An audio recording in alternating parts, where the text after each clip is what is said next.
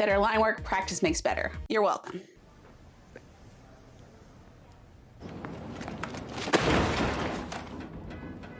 Okay, just kidding. Although it goes without saying, truth is, if you're practicing bad habits, it's gonna take you longer to get to your goal. If you incorporate these 5 tips, you will be painting smoother, straighter lines in no time. Your brush choice has a huge effect on your line quality. And I'm not talking about natural versus synthetic bristles, or spending a truckload of money on some gold-plated specialty brush. Are these 2 gold-plated? As artists, we all have preferences.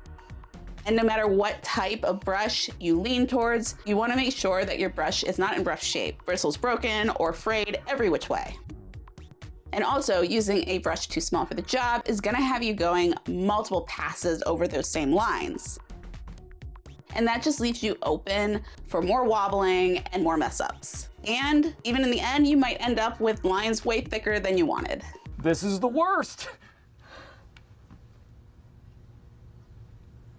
In too large of a brush, you're gonna be worried about using just that small portion of the brush, which is gonna cause more wobbling and thickness inconsistencies. Now, that perfect brush is gonna depend on what you need. You wanna be able to use the brush in a sweeping motion with even pressure and not trying to use the tiny tip of that brush. Not that kind of wick and stick. When using water or alcohol activated makeups, you control the makeup thickness based on the liquid added. Especially if you're starting out using these types of paints, you might find it hard to find the right consistency to work with. And even if you are experienced with these, when you're about to do line work or details, you might want to start getting into the habit of testing it. The last thing you want is to misjudge your paint, and then you're dealing with wick or stick. Wicking happens when there's too much liquid and you have not incorporated enough of that pigment. You paint, and the line starts to spread, and you lose that smooth edge. The opposite of that is when the paint is too thick and it sticks too much to the brush.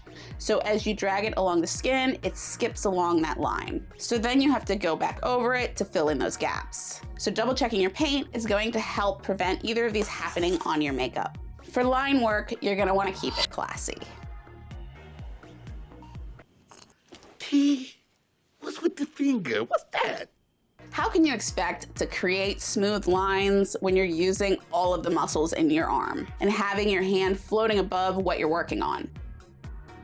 It's just tiring and unstable. You want to anchor yourself, but don't just go resting your whole hand on the skin. One, if you're working on someone, they do not want your clammy mitts rubbing across their face like a dog dragging itself across the carpet. Oh yeah, you don't like this, Stop huh? it! Yeah. Stop doing that to my this is what carpet! Benji would do. Hey! Not to mention, you run the risk of messing up the makeup under your hand. And 2, your range of motion is very limited. It's gonna make it harder to get a fluid motion. All you need is your pinky. Now your pinky placement is gonna depend on your personal comfort. If you feel like your hand is too high using the tip of your pinky, you can also use the side.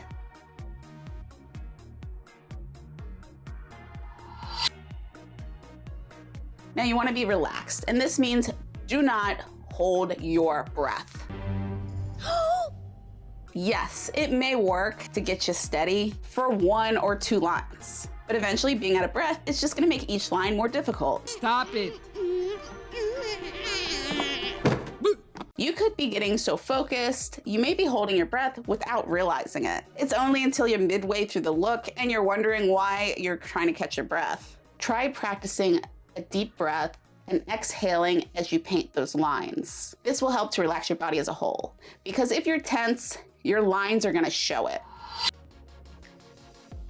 You tested, your pinky is at a comfortable anchor point, and you're not dizzy from holding your breath. Now it's time for one of the most important tips. Just do it. Confidence. If you hesitate, you're more likely to create wobbly lines. The best is to take a deep breath, relax, and go for it. Oh yeah, and I probably should mention, plus a little pep talk, painting clean straight lines does not mean you have to get it on the first try. There are curves to the face. There's even an obstacle in the middle of it. also called a nose. With these tips, you should be able to go over it confidently and clean it up. Because whether you ran out of paint mid-stroke, or maybe you just shifted the pressure ever so slightly, you're not a machine. No matter how much experience you have, you're gonna goof up once in a while. And what makes us good artists is being able to fix mistakes. You got this. Now, each paint type is going to have its pros and cons. Cream makeups in particular sometimes are hard to get a nice smooth line. There is a way to make whatever brand you're using get a smoother consistency, perfect for detail work. Click the next video to see this easy trick.